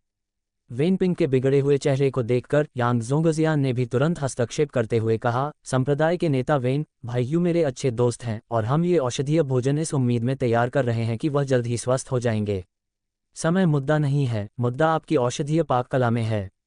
इस औषधीय व्यंजन को ची रिवाइटलाइजिंग सूप कहा जाता है। मैं इसे 10 साल से बना रहा हूं और कई लोग सिर्फ 1 कटोरी से ही तरोताजा हो गए हैं। चूंकि दानव रसोइया को आपके औषधीय व्यंजनों पर इतना भरोसा है, इसलिए मुझे कुछ कहना नहीं है। व्यंजन तैयार किए जा सकते हैं, लेकिन मुझे पहले कुछ कहना होगा। यह क्या है? एक बार औषधीय भोजन एलडयू के पेट में चला जाए तो आप एलडयू को सीधे पहाड़ से नीचे ले जा सकते हैं। पंथ के नेता वेन का क्या तात्पर्य है? कोई कारण नहीं। यूमो का इलाज करने के लिए सहमत होने और दवा शुल्क के रूप में हजारों सोने के सिक्के स्वीकार करने के बाद वेन पिंग अब खुद को चिकित्सक मानता है। हालांकि वह कुछ हद तक अनुभवहीन है और लाइफ सिगार की क्षमता पर निर्भर है, वेन पिंग को ये बिल्कुल पसंद नहीं है कि मरीज उसकी बताई दवा के साथ साथ अन्य चिकित्सकों द्वारा बताई गई दवा भी लें। ये भावना कुछ इस तरह की है जैसे बिना किसी कारण के तले हुए अंडे पसंद करना और बिना किसी स्पष्ट कारण के उबले हुए अंडे नापसंद करना। इसके लिए किसी तार्किक औचित्य की आवश्यकता नहीं है, नापसंदगी ही उसके लिए इस तरह का व्यवहार करने के लिए काफ़ी है, विशेषकर अब जब वह एक चिकित्सक के रूप में काम कर रहे हैं। यह अनुभूति और भी तीव्र है। वेन पिंग ने आगे कहा, राक्षस शेफ, अगर आप इस पर अड़े हैं तो आप एलडयू को पहाड़ से नीचे ले जा सकते हैं। मैं, वेन पिंग, किसी ऐसे व्यक्ति का इलाज नहीं करूंगा जो मेरी दवा का उपयोग करते समय किसी और की दवा का सेवन करता है। यह हुआइकोंग ने लगभग तैयार हो चुके औषधीय भोजन पर एक नज़र डाली, मुश्किल से खड़ा हुआ और उसके चेहरे पर चिंता का भाव दिखाई दिया। Chapter 66 QE revitalising soup equals कई चीज़ों का मिश्रण। यूमो के लिए जड़ी बूटी से उपचार करना मूल रूप से एक नेक काम था और वहां मौजूद किसी को भी यह उम्मीद नहीं थी कि वेन पिंग ऐसा कहेगा और उससे भी बढ़कर ये घोषणा करेगा कि औषधि पीने का मतलब यूमो के लिए आगे कोई इलाज नहीं होगा। ये शब्द लगभग संवेदनहीन, अतार्किक और निम्न स्तर के बुर्जुआ वर्ग की पेशेवर असंवेदनशीलता को दर्शाते थे। लेकिन वेन पिंग आखिरकार अमर संप्रदाय के प्रमुख हैं और वही यूमो का इलाज करने में सक्षम हैं। पिछले कुछ दिनों में यूमो के स्वास्थ्य में स्पष्ट सुधार देखने को मिला है, लेकिन यह औषधि यूमो को नहीं दी जा सकती। ऐसा करने से 5000 सोने के सिक्के बर्बाद हो जाएंगे। हालांकि 5000 सोने की रकम उसे गंभीर आर्थिक नुकसान पहुंचाने के लिए पर्याप्त नहीं है, लेकिन इतने लंबे समय तक व्यापार करने के बाद 5000 सोने की रकम का कोई असर न देखना स्वाभाविक रूप से निराशाजनक होगा। बेबस होकर यांग ज़ोंगजियान केवल आगे बढ़कर समझाने के अलावा और कुछ नहीं कर सका। यांग ज़ोंगजियान ने समझाना शुरू किया, पंथ प्रमुख वेन, शायद आपको पता न हो, ये जड़ी बूटी एक टॉनिक है, वास्तव में ये बीमारी ठीक करने की दवा नहीं है। हमारा उद्देश्य केवल भाइयों की शारीरिक स्थिति को बेहतर बनाना था ताकि उनकी शक्ति और आत्मा कुछ बेहतर हो जाएं और आपके उपचार में कोई देरी न हो। वेन पिंग के चेहरे पर कोई भाव नहीं आया और उसने कहा, भले ही यह सिर्फ एक टॉनिक हो, मैं इस हर्बल दवा को सीनियर के पेट में नहीं जाने दे सकता। रुख स्पष्ट था, शराब पीना मना था। पंथ के नेता वेन, क्या आप इसे कुछ ज्यादा ही आगे नहीं ले जा रहे हैं? बिल्कुल नहीं। चूंकि मैंने वरिष्ठ नागरिक का इलाज करने का फैसला किया है, इसलिए मैं उन्हें लापरवाही से हर तरह की बकवास का सेवन करने की अनुमति नहीं दे सकता। यांग ज़ोंगजियान पूरी तरह से अवाक रह गया। ये पहली बार था जब उन्होंने किसी को ये कहते सुना कि जड़ी बूटियों से इलाज करना बेतुका है। अगर ये लगभग 100 सोने के सिक्कों के बराबर मूल्य की हर्बल दवा होती तो ठीक था, लेकिन ये दिव्य सामग्रियों से बनी हर्बल दवा थी जिसकी कीमत 5000 सोने के सिक्के थी। अगर इसे बनाकर 100 साल से अधिक उम्र के उन धनी व्यापारियों को बेचा जाए जो दुर्बल हैं और जिनकी ऊर्जा कमजोर है, तो कोई न कोई इसे हजारों में खरीद लेगा। कैंगवू शहर में कितने लोग इसे पीने का खर्च उठा सकते हैं? उसके बगल में ही अलोन आया, जो इन शब्दों से और भी अधिक क्रोधित था। उसने 3 कदम पटकते हुए 2 कदम बढ़ाए और भीड़ के पीछे से आगे की ओर बढ़ गया। पिछली घटनाओं के कारण वह शुरू में वेन पिंग के साथ ज्यादा मेलजोल नहीं रखना चाहता था, क्योंकि उसे डर था कि गुस्से में आकर वेन पिंग यूमो का इलाज करने से इनकार कर देगा। लेकिन आज वेन पिंग के कार्यों ने उसे सचमुच क्रोधित कर दिया और वेन पिंग के सामने पहुंचकर उसने वेन पिंग से कहा, संप्रदाय प्रमुख वेन, मैं जानता हूं कि आप क्या सोच रहे हैं। क्या ये सिर्फ मेरे गुरु के धीरे धीरे ठीक होने और यहाँ रहकर अमर संप्रदाय से सुरक्षात्मक ताबीज मांगने की इच्छा नहीं है? उस क्यूई पुनर्जीवन सूप को बकवास कहना, आपकी हिम्मत कैसे हुई बोलने की? अगर आपको जड़ी बूटियों के उपचार की थोड़ी भी समझ होती तो आप ऐसा नहीं कहते। अलोन की बातें सुनकर वेन पिंग स्तब्ध रह गई। मुझे हर्बल उपचार समझ में नहीं आते। वेन पिंग ने मुस्कुराते हुए सिर हिलाया, मानो वह इसे कोई मजाक समझ रहा हो। वह ये कह सकता था कि ईस्ट सिटी में जड़ी बूटियों से इलाज करने की समझ रखने वाले चिकित्सकों में उससे बेहतर कोई नहीं है। अगर उनके पास हर्बल उपचार नहीं होते तो वे बिना किसी खास प्रतिभा के 18 साल की उम्र में बॉडी रिफाइनिंग 7th ले की उपलब्धि हासिल नहीं कर पाते। यदि उनके पास हर्बल उपचार नहीं होते तो इस जीवन काल में उन पर कितने भी संसाधन क्यों न खर्च किए गए होते, उनकी उपलब्धियां केवल शरीर शोधन की 5वीं परत तक ही पहुंच पाती। उनका व्यक्तित्व जड़ी बूटियों से ही विकसित हुआ था, इसलिए वे छोटी उम्र से ही जड़ी बूटियों से संबंधित उपचारों से अच्छी तरह परिचित थे। अलोन ने उदासीनता से मुस्कुराते हुए कहा, तो क्या आप इसे समझ सकते हैं? ये क्यूई रिवाइटलाइजिंग सूप, जिसे ईस्ट लेक में 10,000 सोने के दाम पर बेचा जाता है, इसके भी खरीदार हैं। ये सब बकवास नहीं है। इस बिंदु पर हुआईकॉन्ग ने अलोन को बोलने से रोकने के लिए कुछ नहीं कहा, बल्कि एक कदम पीछे हटकर अलोन को प्राथमिकता दी। वेनपिंग को पता था कि हुआईकॉन्ग का इरादा क्या है और यह भी पता था कि हुआईकॉन्ग इस समय क्या सोच रहा है। हुआईकॉन्ग ने एलोन का इस्तेमाल करके उसे मनाने की योजना बनाई थी। दुर्भाग्यवश वह जड़ी बूटियों से उपचार के बारे में सचमुच अच्छी तरह से जानता था, विशेष रूप से क्यूई रिवाइटलाइजिंग सूप के संबंध में। हर बार जब उसके पिता द्वारा उसे अनुशासित किया जाता था तो उसकी मां स्वयं उसके बिस्तर के पास क्यूई रिवाइटलाइजिंग सूप बनाती थी। वास्तव में कैंगवू शहर में बहुत कम लोग इसे पीने का सामर्थ्य रखते हैं, लेकिन 2 सितारा संप्रदाय के संप्रदाय प्रमुख के रूप में क्यूई पुनर्जीवन सूप एक आम व्यंजन था। 1 दशक से अधिक समय तक केवल अपनी मां के निर्देशों को सुनने से ही उसके कानों में कठोर त्वचा बन गई थी। वेनपिंग सीधे रसोई में दाखिल हुई, फिर हवा में फैली सफ़ेद धुंध को सूंघते हुए बोली, 100 लिली, 30 साल पुराना तारा शंख, 70 साल पुराना तिरंगा फूल, 150 साल पुराना चेनशेंग, 300 साल पुराना क्यूई रिकवरी फल। बेशक वह सुगंधित पदार्थ का नमूना मात्र एक दिखावा था। उन्होंने क्यूई रिवाइटलाइजिंग सूप की रेसिपी को काफ़ी समय पहले अच्छी तरह से याद कर लिया था। वेनपिंग के शब्द यांग जोंगजियान और हुआईकॉन्ग के कानों तक पहुंचे। हर शब्द चौंकाने वाला था। 100 साल पुरानी लिली, सही। 30 साल की स्टार शेलवार्टी, ये भी सही है। 70 साल पुराना तिरंगा फूल, ये भी सही है। और 300 साल पुराना क्यूई रिकवरी फ्रूट, अभी भी सही है। हुआईकॉन्ग को यह उम्मीद नहीं थी कि वेनपिंग जड़ी बूटियों से बने उपचारों को सही मायने में समझती होगी और केवल सूंघकर ही क्यूई रिवाइटलाइजिंग सूप के लिए आवश्यक दिव्य सामग्रियों का पता लगा सकती होगी। लेकिन जब वेनपिंग समझ गया था तो उसे क्यों रोका जाए? कैसे? वेनपिंग ने पूछा और अपनी निगाहें अलोन और हुआईकॉन्ग पर डालीं। अलोन ने ठंडी सांस ली। उसे विश्वास नहीं था कि वेनपिंग केवल सूंघकर ही क्यूई रिवाइटलाइजिंग सूप की सामग्री का अनुमान लगा सकता है। ईस्ट लेक इतनी बड़ी है कि उसने कभी ऐसा व्यक्ति नहीं देखा। इस छोटे से कांगवू शहर में भला ऐसा कैसे हो सकता है? मुझे उम्मीद नहीं थी कि संप्रदाय के नेता वेन को जड़ी बूटियों से इलाज की इतनी गहरी समझ होगी। हुआईकॉन्ग की बातें सुनकर एलोन चौंक गया और तुरंत अपना सिर घुमाकर हुआईकॉन्ग की ओर देखने लगा। क्या ये सचमुच सही था? हुआईकॉन्ग को संदेह भरी नज़रों से देखते हुए उसने उसके चेहरे पर विस्मय का भाव देखा और समझ गया कि वेनपिंग निश्चित रूप से सही था। केवल भाव को महसूस करके ही उन्होंने क्यूई रिवाइटलाइजिंग सूप की उत्पादन सामग्री का सही अनुमान लगा लिया। वह एक पल के लिए अवाक रह गया। आश्चर्यचकित होने के बाद हुआईकॉन्ग ने पूछा, चून की संप्रदाय के नेता वेन को क्यूई पुनर्जीवन सूप की समझ है, तो हमें क्यों रोका जा रहा है? क्योंकि यह बकवास है। ची रिवाइटलाइजिंग सूप तो आम हर्बल औषधियों में पहले से ही सर्वश्रेष्ठ है। फिर संप्रदाय प्रमुख वेन ऐसी बातें क्यों कहते हैं? हर्बल उपचारों में दिव्य सामग्रियों के चयन में अत्यधिक सावधानी बरती जाती है और उनकी आयु को लेकर सख्त आवश्यकताएं होती हैं। और वरिष्ठ दानव शेफ, आपके क्यूई पुनर्जीवन सूप में तो गलत आयु की दिव्य सामग्रियों का उपयोग किया गया है। मैं इसे कैसे रोक नहीं सकता? गलत तरीके से इस्तेमाल किया गया। वेनपिंग ने और कुछ नहीं कहा, बल्कि रसोई से बाहर चली गई। हुआईकॉन्ग ने तुरंत पीछे जाकर पूछा, पंत प्रमुख वेन, क्यूई पुनर्जीवन सूप की रेसिपी मैंने हजारों सोने खर्च करके हासिल की थी। भला किसी भी सामग्री की उम्र में कोई गलती कैसे हो सकती है? सिर्फ एक सामग्री नहीं, बल्कि सभी। ऐसा होना तो और भी असंभव है। मैंने ची पुनर्जीवन सूप 5-6 बार बनाया है। इसके प्रभाव अद्भुत हैं। ये शरीर परिष्करण के 13वें स्तर पर साधना करने वाले साधकों के लिए दांतियान की संपूर्ण ची को सीधे बहाल कर सकता है, साथ ही आत्मा को 100 गुना पुनर्जीवित भी कर सकता है। भला सब कुछ गलत कैसे हो सकता है? हुआईकॉन्ग की बातें सुनकर वेनपिंग को अपनी मां की याद आ गई। उस दिन उसकी मां पीले रंग की पोशाक पहनकर उसके बिस्तर के पास बैठी थी। उसने भी उससे इसी तरह की बातें कहीं और वेनपिंग ने भी इसी तरह के सवाल पूछे। क्यूई रिवाइटलाइजिंग सूप गलत क्यों है? क्या ईस्ट लेक में 100 वर्षों से इस क्यूई रिवाइटलाइजिंग सूप का उपयोग नहीं किया जा रहा है? 100 साल बाद अगर यह वाकई गलत है तो किसी ने इस ओर ध्यान क्यों नहीं दिलाया? उस समय उनकी मां की प्रतिक्रिया सरल थी। 4 शब्द किसी ने नहीं खोजे। बाद में वेनपिंग को पता चला कि पूर्वी झील में जड़ी बूटियों से उपचार करने में सक्षम चिकित्सकों की भरमार है। यहाँ तक कि गहन लोक के लिए जड़ी बूटियों से उपचार करने वाले विशेषज्ञ भी मौजूद हैं। हालांकि वे केवल दूसरों की सेवा के उद्देश्य से ही ये उपचार कर रहे थे। जब व्यक्ति काम में इतना मग्न होता है तो वह न तो आसमान का नीला रंग देख पाता है और न ही ऊपर उड़ते पक्षियों को देख पाता है।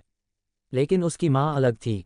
वह उसे तरोताज़ा करने के लिए क्यूई रिवाइटलाइजिंग सूप बनाती थी, इसलिए वह खोजबीन करती, शोध करती। वह आकाश के रंग को महसूस कर सकती थी, ऊपर उड़ते पक्षियों को देख सकती थी। समय उन लोगों को उत्तर देता है जो प्रयास करते हैं, इसलिए उनकी मां ने क्यूई रिवाइटलाइजिंग सूप में अंतर्निहित त्रुटियों का पता लगाया और सुधार किए। संशोधित क्यूई रिवाइटलाइजिंग सूप, बस 2 शब्द। उत्तम। चैप्टर 67, औषधि देवता ज़ुकियान कियान। पसंदीदा टिकट और अनुशंसित टिकटों की तलाश। जब वेनपिंग अपनी यादों से जागा तो हुआईकॉन्ग उसे संदेह भरी निगाहों से घूर रहा था। उन्हें इस बात पर बिल्कुल भी विश्वास नहीं था कि क्यूई रिवाइटलाइजिंग सूप में इस्तेमाल होने वाली सभी सामग्रियां गलत तरीके से इस्तेमाल की गई थीं, क्योंकि यह तो सरासर बेतुका था। ईस्ट लेक के आसपास के इलाके में एक सदी से क्यूई रिवाइटलाइजिंग सूप का इस्तेमाल किया जा रहा था, जिससे अनगिनत लोगों को फायदा हुआ था, तो यह अचानक गलत कैसे हो सकता है? वेनपिंग ने धीरे से अपने होंठ खोले और बुदबुदाया, 300 वर्ष की आयु में ची रिकवरी फल का उपयोग नहीं किया जा सकता। वास्तव में 300 वर्ष की आयु में ची रिकवरी फल परिपक्व अवस्था में होता है और इसकी एक टहनी भी ऊर्जा को बहाल कर सकती है। हालांकि इसका असली गुण परिपक्वता से पहले ही निहित है। परिपक्वता से पहले ची रिकवरी फल में ची रिकवरी सार की एक बूंद होती है, जो इसका सबसे अच्छा गुण है। लेकिन एक बार परिपक्व हो जाने पर यह अपनी जड़ों के माध्यम से इस सार को मिट्टी में वापस लौटा देता है।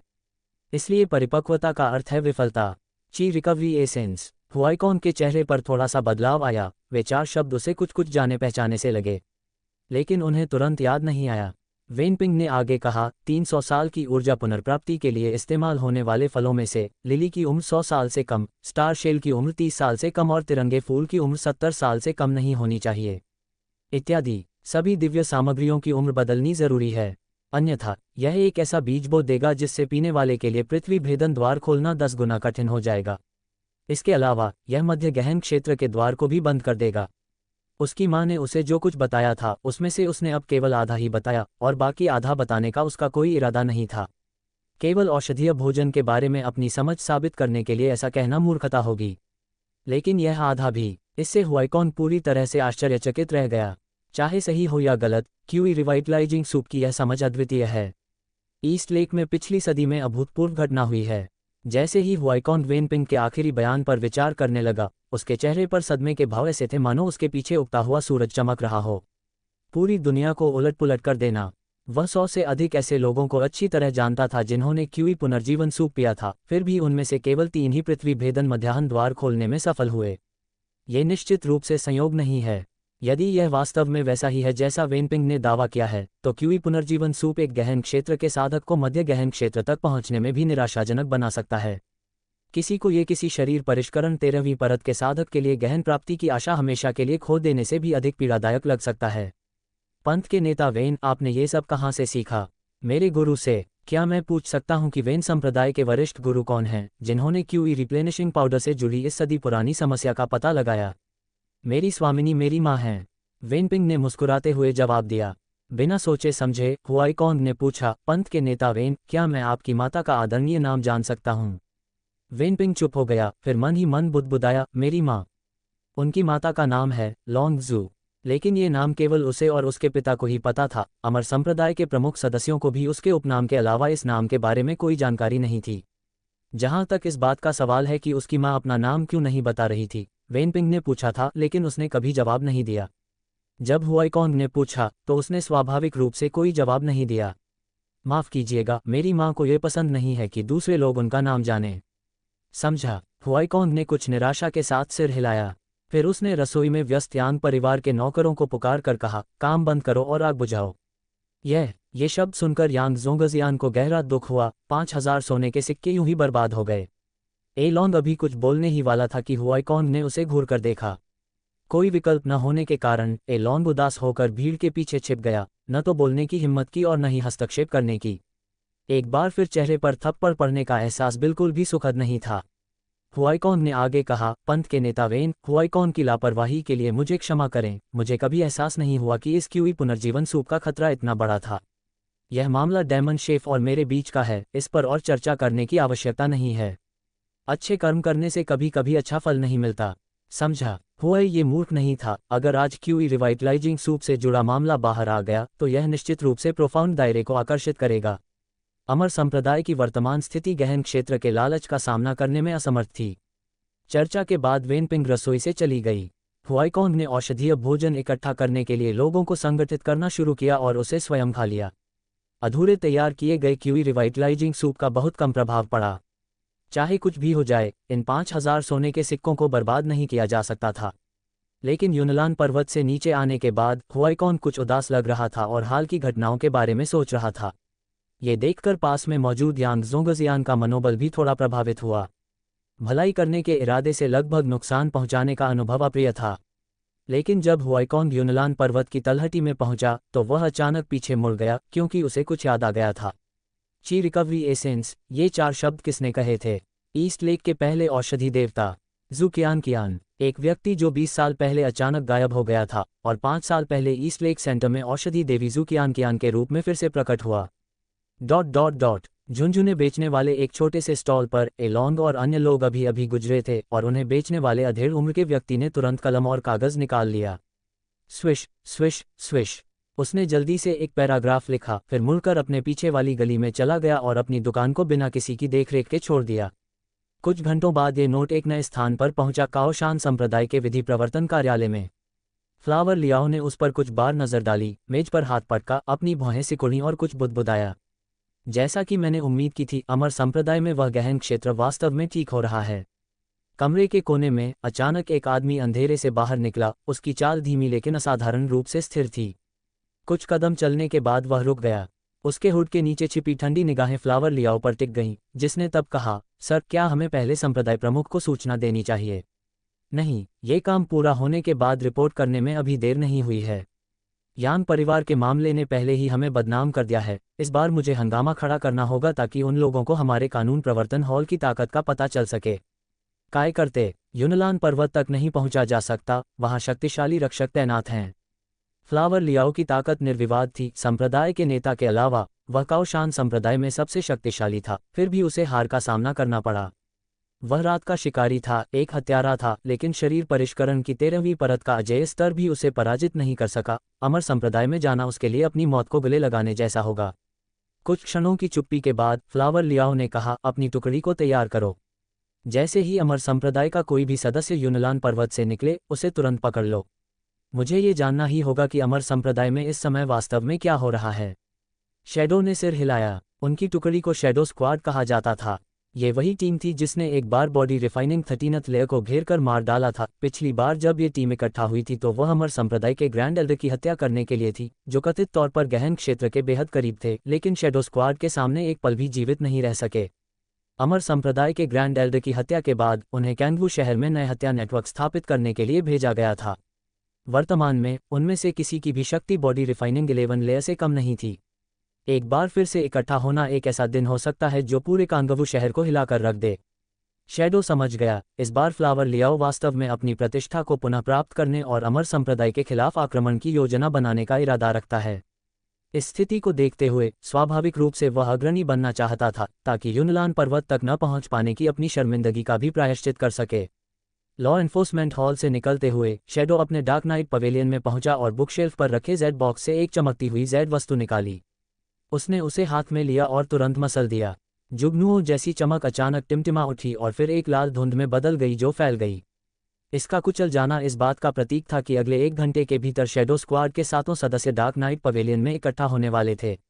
इसी दौरान कैंगवू शहर की विभिन्न बालकनियों पर काले वस्त्र पहने हुए आकृतियां दिखाई दी और सामूहिक रूप से रात के अंधेरे में गायब हो गईं। 1 घंटे बाद वे 7 डार्क नाइट पवेलियन के बाहर प्रकट हुए, लेकिन मानो प्रकाश से विमुख होकर वे अंधेरे में ही खड़े रहे। पेड़ों के नीचे की छाया उनकी विश्राम स्थल थी और घर के पीछे का अंधेरा उनका अंतिम पड़ाव। ऊपर मंडप पर परछाई को देखकर सातों एक साथ एक घुटने पर बैठ गए। मेरे नाथ, मेरे नाथ, सातों ने एक साथ चिल्लाकर अपनी बात रखी। शैडो ने उनकी ओर नीचे देखा और धीरे धीरे बोलने लगा, इस मिशन में अमर संप्रदाय के सदस्यों को किसी भी कीमत पर जिंदा पकड़ना है। हाँ, उन सातों ने एक के बाद एक जवाब दिया। चैप्टर 68, सांस रोके हुए यूमोप सिफारिश टिकटों के लिए अनुरोध। पंथ के नेता, क्या आप वास्तव में औषधीय भोजन को समझते हैं? मैं नहीं। तो फिर पहले आपकी बातें इतनी विश्वसनीय क्यों लग रही थीं? वैसे भी मैंने इसे खुद बनाया है, उन्हें भी समझ नहीं आता। हुआइकोन के अलावा बाकी सब लोग सिर्फ औषधीय भोजन शब्द ही लिख सकते हैं। बोलने के बाद पिंग जियान जंगल के रास्ते पर छात्रावास की ओर टहलते हुए गुनगुनाते हुए आगे बढ़ा और पक्षियों की मधुर चहचहाहट उसके कदमों को और भी मधुर बना रही थी। उसके कदम वाकई प्रसन्नता से भरे हुए थे। युन लियाओ अपनी जगह पर ही रुका रहा, फिर उसने उंगलियां चटकाईं। बिल्कुल नहीं, पिंग जियान निश्चित रूप से झूठ नहीं बोल रहा था। पिंग जियान ने कुछ कदम बढ़ाए, फिर अचानक पीछे मुड़कर पूछा, वैसे एल्डर युन, युद्ध क्षेत्र में प्रभावशीलता कैसी है? ये सुनकर युन लियाओ ने सहज रूप से अपना दाहिना हाथ अपनी बाईं बांह पर रखा और अनजाने में उसे रगड़ने लगा। पिंग जियान ने एक नज़र डाली और एक अर्थपूर्ण मुस्कान प्रकट की। ये ठीक वैसा ही है जैसे मच्छर के काटने पर कोई खुजली शब्द का जिक्र करे तो आप अनायास ही 2 बार खुजली करने लगते हैं। युन लियाओ ने कड़वी मुस्कान के साथ कहा, पंत प्रमुख, इसकी कोई बात नहीं। अंदर तो मेरी हमेशा ही बुरी तरह पिटाई होती है। मैंने 3 दिनों में 10 बार प्रवेश किया, लेकिन उस पर केवल एक ही वार कर पाया, बाकी हर बार उसने मुझे तुरंत गिरा दिया। मुझे नहीं लगता था कि मुझमें इतनी कमजोरियां हैं, लेकिन उसका सामना करने के बाद मुझे खुद पर शक होने लगा है। इसकी प्रभावशीलता कैसी रही? मुझे लगता है कि अगर मैं उसे हरा देता हूं, तो असल में मुझमें कोई कमजोरी नहीं रह जाएगी। दर्द अभी भी मौजूद है, लेकिन अंततः वही परिणाम चाहिए जो उसे वांछित है। एक निर्बल व्यक्तित्व का भविष्य में उसी क्षेत्र में कोई प्रतिद्वंद्वी नहीं होगा, क्योंकि शक्ति कभी भी सब कुछ नहीं होती। यद्यपि बीते कुछ दिन काफी कष्टदायक रहे हैं, फिर भी गुरुत्वाकर्षण क्षेत्र में प्राप्त गति, प्रतिक्रिया और शक्ति युद्ध क्षेत्र में कोई लाभ नहीं दे सकती। विरोधी पक्ष का स्वयं उसकी हर चाल में खामियां ढूंढ सकता है। खामी का पता लगाने के बाद वह उसे गलतियां करने के लिए उकसाता था और फिर उस खामी को एक घातक कमजोरी में बदल देता था। पिंग जियान मुस्कुराया और फिर बोला, तो यांग लेले और बाकी लोग इन कुछ दिनों में कैसे रहे हैं? बाकी सब ठीक है, केवल यांग लेले की प्रगति उल्लेखनीय है। वह कुछ दिनों से भयंकर पशु परीक्षण मैदान में है और कल उसने बादल स्पर्श हाथ का अभ्यास करके बड़ी सफलता प्राप्त की और झाओकिंग स्क्वायर में तय युद्ध को लगभग जीत ही लिया था। भयंकर पशु युद्धों के साथ साथ एक महान सफलता प्राप्त मार्शल आर्ट की सहायता से यह उसी क्षेत्र के भीतर किसी भी शक्ति अंतर की भरपाई से कहीं अधिक करता है। फिर भी उन्हें यह बात अजीब लगी, क्या उस बच्चे में मार्शल आर्ट की इतनी उच्च समझ है? प्रगति बहुत अच्छी है, पिंग जियान ने संतुष्टि से सिर हिलाया। उसे कई बार युद्ध इरादे की अवस्था में प्रवेश करना चाहिए था, अन्यथा वह एक छोटी सफलता के स्तर की मार्शल आर्ट को पलक झपकते ही महान सफलता के स्तर तक नहीं पहुंचा पाता। युद्ध का इरादा रखने वाला राज्य? जी हाँ, भयंकर पशु परीक्षण मैदान में प्राप्त त्रिगुणीय युद्ध तकनीक और अनुभव के अलावा एक और अधिक शक्तिशाली विशेषता है, युद्ध अभिभावना अवस्था। जब तक यह अवस्था मौजूद है, ये किसी भी मार्शल आर्ट बाधा को अनदेखा करती है और वर्तमान काल की युद्ध तकनीक में वृद्धि 6 गुना तक बढ़ जाएगी। जैसे ही शब्द बोले गए, युन लियाओ रुक गया। चुराव पर्वत की ओर देखते हुए उसने धीरे से पिंग जियान से कहा, पंत प्रमुख, आपने यह बात पहले क्यों नहीं कही? इसमें कोई आश्चर्य की बात नहीं है कि झाओकिंग आज सुबह जल्दी साधना करने के लिए गुरुत्वाकर्षण क्षेत्र में नहीं गई। उसे लगा कि झाओकिंग अचानक आलसी हो गई है। पता चला है कि उसकी योजना अपनी शक्ति को तेजी से बढ़ाने और फिर यांग लेले को दोबारा कुचलने की है। किसी भी बाधा को नजरअंदाज करता है। वर्तमान अवधि के लिए युद्ध तकनीक संवर्धन में 6 गुना वृद्धि हुई है। ये चीजें अभी भी उनके लिए बहुत महत्वपूर्ण हैं। गहन स्तर तक पहुंचना रातों रात हासिल नहीं होता, निरंतर मजबूती मार्शल आर्ट और युद्ध तकनीकों में और सुधार करने में ही निहित है। हालांकि बैटल रील्म अच्छा है, फेयर्स बीस ट्रायल ग्राउंड में वॉर इंटेंट रील्म जरूरी नहीं कि हीन हो। युन लियाओ की शिकायत सुनकर पिंग जियान ने अजीब तरह से जवाब दिया, क्या मैंने तुम्हें अभी नहीं बताया था? पंथ के नेता, अपना ख्याल रखना। इतना कहकर युन लियाओ पीछे की ओर चलने लगा और सीधे युन लियाओ पर्वत की ओर बढ़ गया।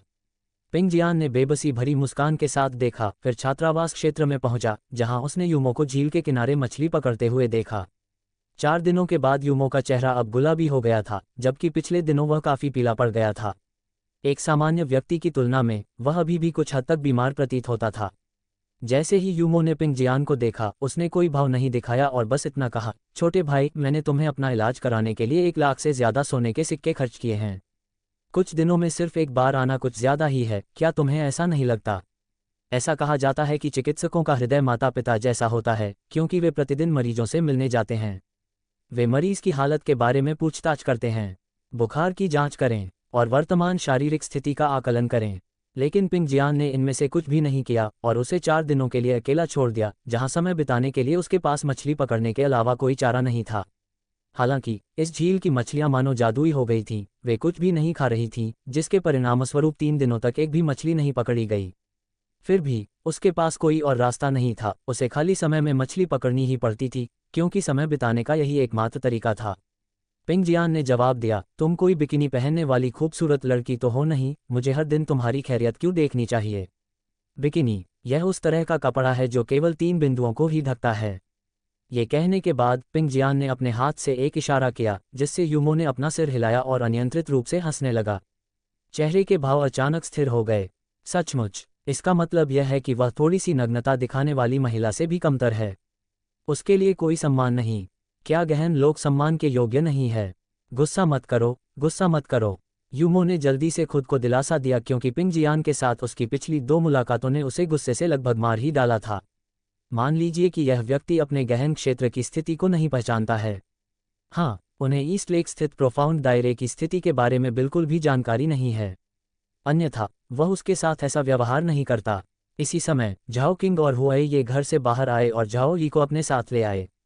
पंथ के नेता, संप्रदाय प्रमुख को प्रणाम। झाओ यी ने तुरंत झुकने की तैयारी की।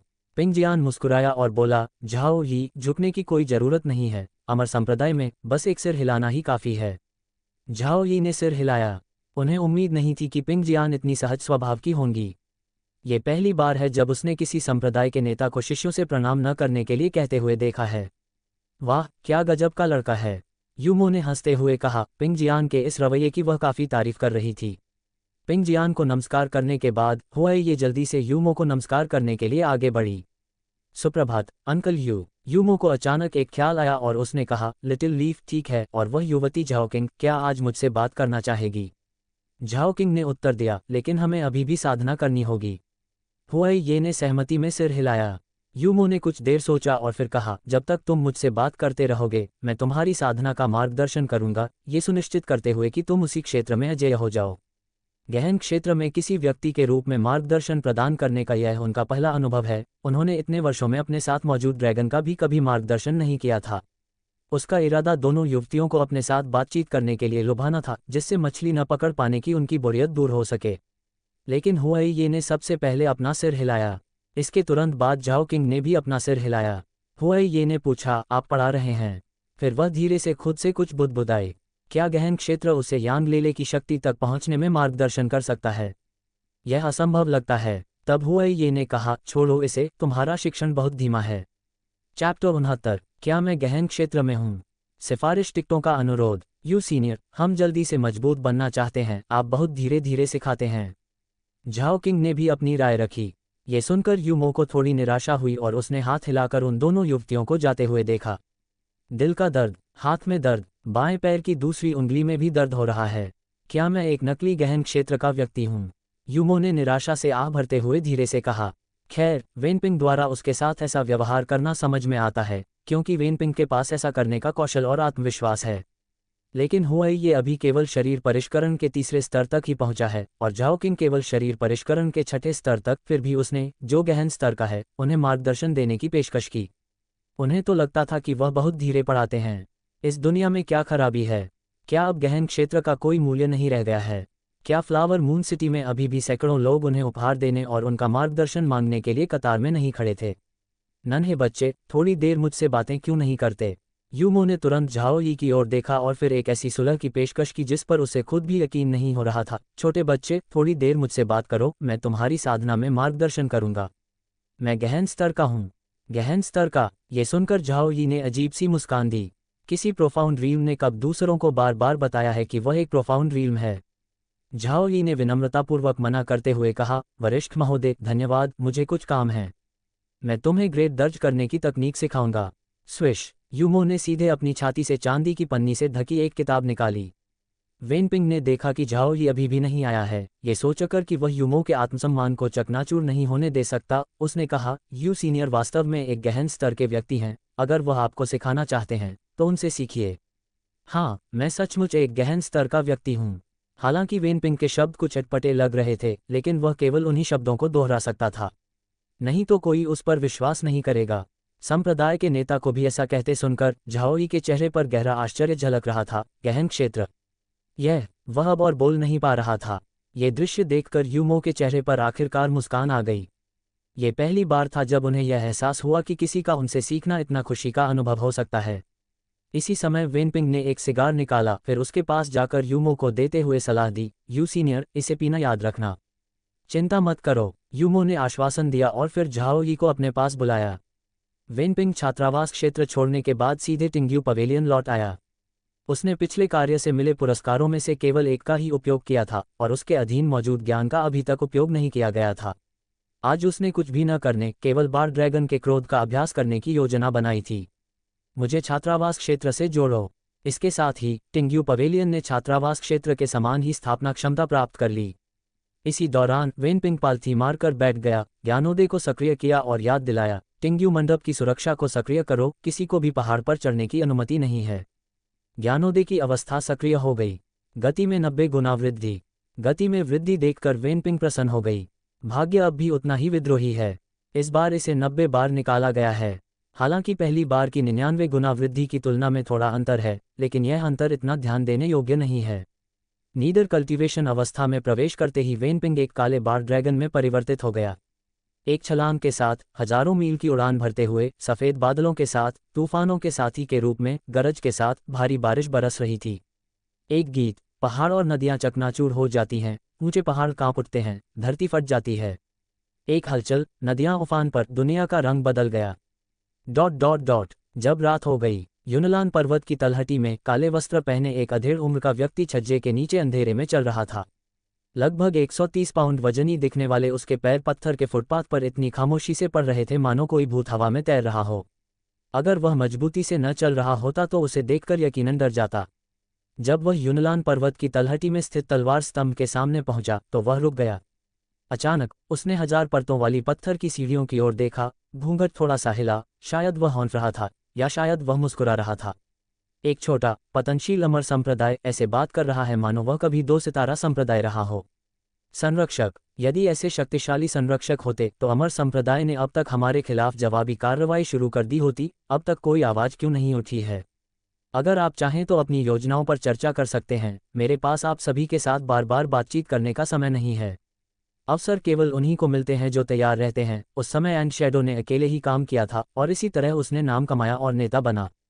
मैं चुपचाप सबके एक साथ काम करने का इंतजार नहीं करूंगा, नहीं तो सारा श्रेय एंड शैडो को ही मिल जाएगा। जब उन्होंने ये कहा तो उनकी आंखों में अद्वितीय आत्मविश्वास और गर्व झलक रहा था। दरअसल उसके पास बहुत पहले से ही एंड शैडो से कहीं अधिक ताकत थी, लेकिन उसने इसे दिखाया नहीं। वह एक मौके की प्रतीक्षा कर रहा था। वह 3 साल से मौके का इंतजार कर रहा है। एंड शैडो ने आखिरी मौका लपक लिया और अब वह इस अवसर को निश्चित रूप से मजबूती से अपने हाथों में लेगा। कुछ बुदबुदाने के बाद उसने चांदनी रात में अपनी कमर से 2 बैंगनी खंजर निकाले जिनसे एक अजीब सी आभा निकल रही थी। फिर उसने अपनी छाती से एक काली जड़ी बूटी निकाली। इसे सांस रोके रखने वाली घास कहते हैं। सांस रोके रखने वाली घास खाने के बाद गहन क्षेत्र के 100 मीटर के दायरे में भी प्रतिद्वंद्वी उसकी सांसों को महसूस नहीं कर सकता। कदमों की आहट, सांसें सब गायब हो जाते हैं, बिना ताकत दिखाए, बिना प्रहार किए। भला कौन इसके अस्तित्व को महसूस करेगा? ... टिंग्यू मंडप। ज्ञानोदय का दौर अभी अभी समाप्त हुआ है और खुशी की बात यह है कि फ्लड ड्रैगन फ्यूरी सीधे लघु उपलब्धि क्षेत्र में प्रवेश कर गया है। यद्यपि आगे की उन्नति के लिए गहन स्तर की साधना की आवश्यकता होती है, लेकिन शरीर शोधन 13वें स्तर के साधना करने वाले के लिए नस तकनीक में एक छोटी सी सफलता ही उसी स्तर को पार करने के लिए पर्याप्त है। गुरुत्वाकर्षण साधना शुरू करने की तैयारी करते समय ही सिस्टम की आवाज़ उसके कानों में आई। होस्ट, दुष्ट आत्मा नाइट ने एक घुसपैठिए का पता लगाया है। आपसे अनुरोध है कि क्या आप तुरंत उसकी आत्मा को खा सकते हैं?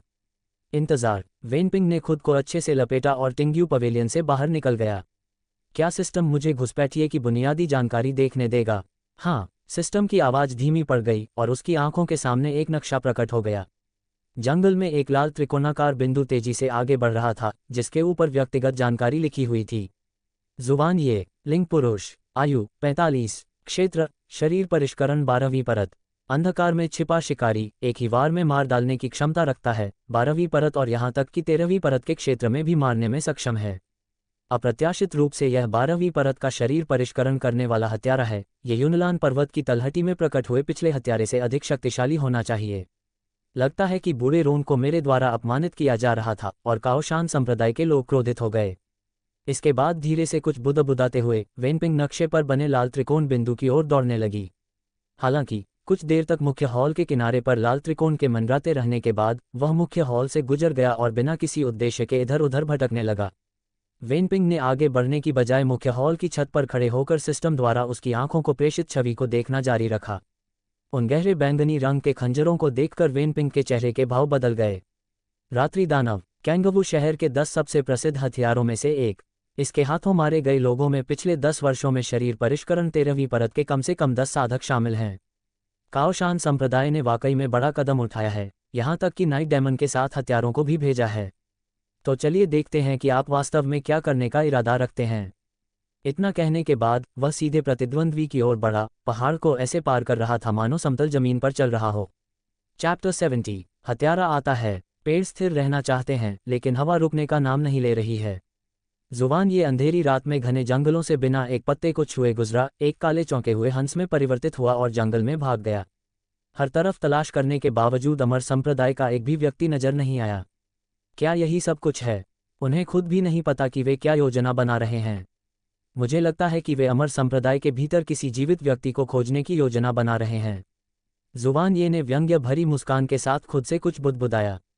रात में शिकार करते समय किसी को अपनी सांस और कदमों पर पूरा नियंत्रण रखना चाहिए, क्योंकि कई लोग दसियों मीटर दूर से पत्थरों के गिरने की आवाज़ भी सुन सकते हैं।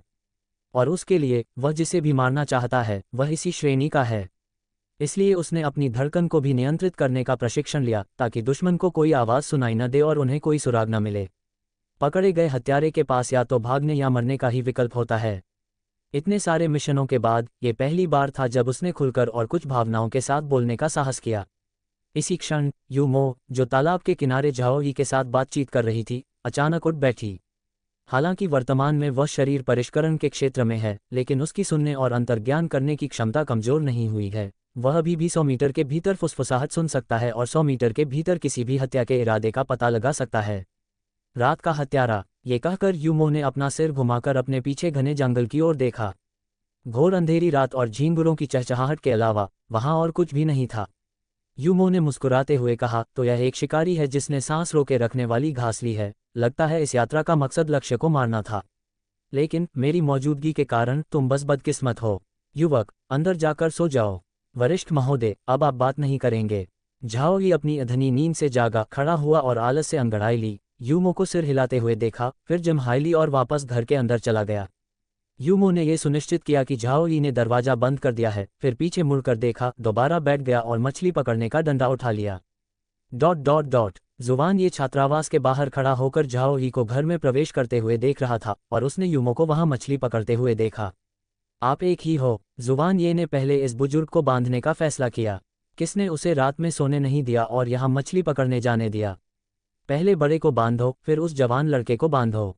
हालांकि जैसे ही वह कुछ करने वाला था, जुबान ये की नज़र लकड़ी के पुल पर लेटे हुए बड़े पीले कुत्ते पर पड़ी, जिसे पता नहीं था कि वह वहां कब पहुंचा। अगर वह पीला कुत्ता बस सो रहा होता तो वह परेशान नहीं होता, लेकिन पीला कुत्ता मानो उसे ही देख रहा था और जुबान ये ने सोचा उसने ज़रूर उसकी ऊर्जा को महसूस किया होगा। जब कुत्ते किसी अपरिचित ऊर्जा को महसूस करते हैं तो वे बहुत उत्तेजित हो जाते हैं। अगर वह घास को हिलाकर सांप को डराना नहीं चाहता, जिससे अमर संप्रदाय के अन्य लोग भी चिंतित हो जाएं, तो उसे पहले इस कुत्ते से निपटना होगा, अन्यथा इससे अंतहीन मुसीबत खड़ी हो सकती है। स्विश! उसके दाहिने हाथ में मौजूद रात्रि दानव को बाहर फेंक दिया गया। रेन चुनपिंग ने यह दृश्य देखा और सिर हिलाते हुए कहा, तुम तो बड़े ही साहसी हत्यारे हो। मैं तो नहीं चाहता था कि दुष्ट आत्मा योद्धा तुम्हें इतनी जल्दी मार डाले, लेकिन तुमने जानबूझकर उसे उकसाया। लगता है भाग्य ने तुम्हारे लिए यही तय किया है। जैसे ही दुष्ट आत्मा नाइट ने हाहा के सिर पर एक हाथ रखा, एक नीली लौ चमक उठी जो रूपांतरित होने ही वाली थी। रेन चुनपिंग अब और देखना नहीं चाहता था। तभी अचानक एक आवाज आई, बूम! जैसे कोई उल्कापिंड आकाश से गिरकर सामने जमीन पर टकराता है। वह आवाज इतनी तेज थी कि रात की खामोशी पल भर में टूट गई और रात की शांति का आखिरी पल भी छीन लिया। रेन चुनपिंग ने दृश्य की ओर अपनी आंखें सिकोड़ लीं। तभी पत्तों के बीच से छनकर आती चांदनी जंगल में फैल गई और कभी घोर अंधेरे जंगल को उजाले में बदल दिया। तभी एक अधेड़ उम्र का आदमी हाथ में मछली पकड़ने वाली छड़ी लिए आकाश से नीचे उतरा। उसने एक पैर वहीं रखा जहां जुबान ये अभी खड़ा था और एक हाथ में मछली पकड़ने वाली छड़ी पकड़ी हुई थी। प्रवेश का तरीका अद्वितीय था। हालांकि जुबान ये किसी तरह बच निकलने में कामयाब रहा, लेकिन जमीन पर एक बड़ा गड्ढा बन गया जो देखने में भयावह लग रहा था। यूमो ने दूर बैठे हुए हत्यारे को देखा और शांत भाव से कहा, शरीर परिष्करण के 12वें स्तर के एक छोटे से हत्यारे, क्या तुम आत्महत्या करोगे या बाद में मछली पकड़ने वाली छड़ी से तुम्हें मार डालने का इंतजार करोगे? अपनी पोल खुलने पर जुबान ये ने लड़ने की इच्छा खो दी। यूमो अचानक उसके ऊपर प्रकट हुआ। उसकी ताकत देखकर उसकी रीढ़ की हड्डी में सिहरन दौड़ गई। उसने दूसरे रात्रि दानव को वापस लाने की जहमत नहीं उठाई और रात का फायदा उठाते हुए तुरंत जंगल की गहराई में भागने के लिए कदम बढ़ा दिया। हालांकि यूमो ने केवल हाथ हिलाया, मछली पकड़ने वाली छड़ी का कांटा बाहर की ओर घूम गया, जिससे उसके दोनों पैर उलझ गए और फिर एक जोरदार आवाज के साथ जुबान ये पेड़ की जड़ों से टकरा गया। सिर घुमाते ही जुबान ये का चेहरा पीला पड़ गया। अब जाकर उसे समझ आया कि अमर संप्रदाय में वास्तव में ऐसे गुरु मौजूद हैं जिन्हें अथाह बताया गया है। लेकिन जब ये बात समझ में आई तब तक बहुत देर हो चुकी थी। एक सफ़ेद रोशनी लाल चमक लिए उसकी गर्दन के पास से गुजरी और उसकी जान ले ली। यूमो ने धीरे से हंसते हुए सीधे मछली पकड़ने वाली डोरी को खींचा और झट से तोड़ दिया। मेरी नाक के नीचे चालबाजी करने की हिम्मत कैसे हुई, मौत को दावत दे रहे हो। इसी समय रेन चुनपिंग पास आया और पहाड़ी कुत्ता हाहा भी लकड़ी के पुल से दौड़ता हुआ आ गया। रेन चुनपिंग को देखकर यूमो मुस्कुराया और बोला, मैंने तुम्हारे लिए घुसपैठिए को निपटा दिया है, मैं 12वीं परत का शिकारी हूँ। ये कहते हुए यूमो मन ही मन मुस्कुराए। इस बार रेन चुनपिंग को उसके प्रति आभारी होना चाहिए और उसके साथ थोड़ा बेहतर व्यवहार करना चाहिए, है ना? आखिरकार 12वीं स्तर की शारीरिक परिष्करण विधि का शिकारी 13वीं स्तर की शारीरिक परिष्करण विधि के साधक की भी हत्या कर सकता है। अगर उन्होंने हस्तक्षेप न किया होता तो शायद एल्डह्यून भी इसे रोक नहीं पाते। हालांकि रेन चुनपिंग वहीं खड़ा रहा। फिर उसने अपने पीछे खड़े माउंटेन डॉग हाहा की ओर इशारा करते हुए कहा, ये तुम्हें काट सकता है। यूमो ने अपना सिर घुमाया और देखा कि माउंटेन डॉग हाहा उसे घूर रहा है। वास्तव में वह उसे घूर रहा था। ऐसा लग रहा था मानो कोई व्यक्ति उसे गुस्से भरी निगाहों से देख रहा हो, मानो शिकारी की हत्या करने से वह बहुत नाराज हो। यूमो ने तुरंत रेन चुनपिंग से पूछा, इसमें क्या खराबी है? रेन चुनपिंग ने जवाब दिया, तुमने वह खाना छीन लिया जिसका वह 15 मिनट से इंतजार कर रहा था, अब तुम क्या सोचते हो? बोलने के बाद रेन चुनपिंग ने जमीन पर पड़े नाइट डेमन को उठाया, कुछ बार ध्यान से उसकी जांच की और उसे अपनी जेब में रख लिया। दुर्भाग्य से दूसरा नाइट डेमन दुष्ट आत्मा योद्धा द्वारा पिघला दिया गया था, जिसका कोई अवशेष नहीं बचा था। बेशक यह अपने पीछे एक हैंडल छोड़ गया। यूमो ने माउंटेन डॉग हाहा से अपनी निगाहें हटाईं और रेन चुनपिंग से कहा, युवक, क्या धन्यवाद का एक शब्द भी नहीं है? किस बात के लिए धन्यवाद?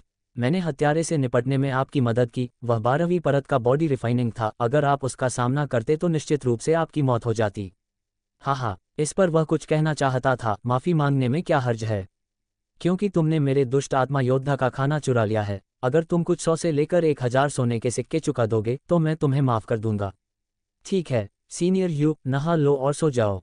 नहीं नौजवान, क्या तुम इसी तरह गहन लोग का सम्मान करते हो? ये कहते ही रेन चुनपिंग जुबान ये के शव को घसीट कर ले जा रहा था। यूमो धीरे धीरे दूर जाते हुए उस आकृति को देखता रहा। रात के अंधेरे में आह भरी, पीछे मुड़ा और देखा कि माउंटेन डॉग हाहा अभी भी उसे घूर रहा है। जिनके पास अनुशंसा टिकट हैं, कृपया वोट करें, अनुशंसा वोट बेहद निराशाजनक हैं। तो दोस्तों, आज का अध्याय यहीं समाप्त होता है। आगे क्या होगा ये जानने के लिए बने रहिए हमारे साथ अगले एपिसोड में। वीडियो पसंद आया हो तो लाइक, शेयर और सब्सक्राइब जरूर करें। मिलते हैं अगले भाग में। जय हिंद।